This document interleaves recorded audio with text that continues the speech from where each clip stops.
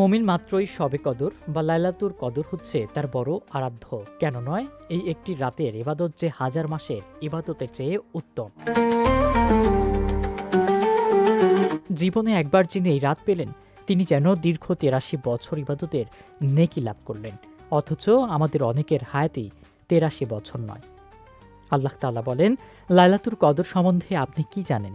লাইলাতুল কদর ১,০০০ মাস অপেক্ষা শ্রেষ্ঠ।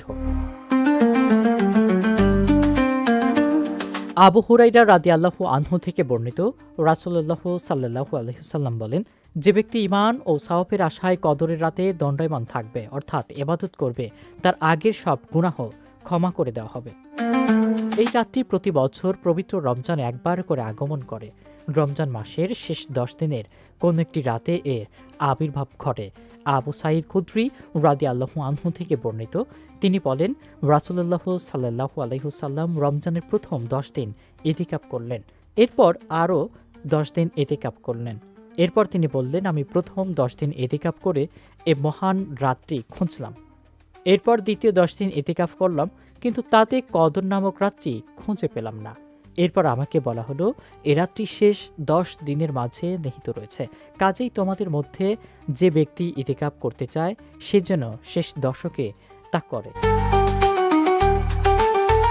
অন্য হাদিসে আরও স্পষ্টভাবে বলা হয়েছে, রাসূলুল্লাহ সাল্লাল্লাহু আলাইহি ওয়াসাল্লাম বলেন, তোমরা রমজানের শেষ দশকে লাইলাতুল কদর তালাশ করো।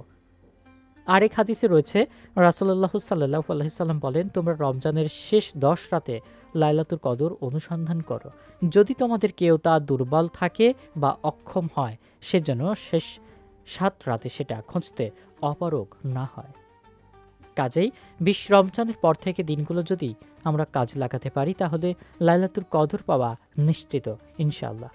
এদিকে বায়তুল্লাহ শরীফের প্রখ্যাত ইমাম ও খতিব শায়খ ডক্টর মাহের মুয়াইকিলি এ বিষয়ে একটি সুন্দর পরামর্শ দিয়েছেন। তিনি বলেছেন, এ ১০ রমজানে কমপক্ষে একটি করে কড়ি দান করুন। এতে করে নিশ্চিত রূপে ৮৩ বছর দানের নেকি পাবেন। রোজ রাতে কদরের উদ্দেশ্যে কমপক্ষে ২ রাকাত নফল নামাজ পড়ুন। এতে করে ৮৩ বছর নামাজের সওয়াব পাবেন। আর রোজ রাতে ৩ বার করে সূরা ইখলাস পড়ুন। এতে করে ৮৩ বছর পবিত্র কোরআন খতমের পুণ্য হাসিল হবে।